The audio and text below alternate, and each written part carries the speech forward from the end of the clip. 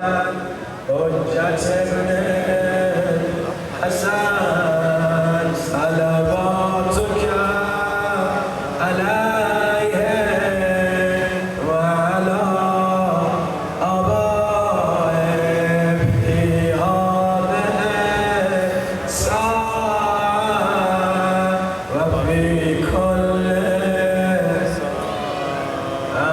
وليا وحافظا وقائدا وناصرا ودليلا وعينا حتى تسكنه أرضك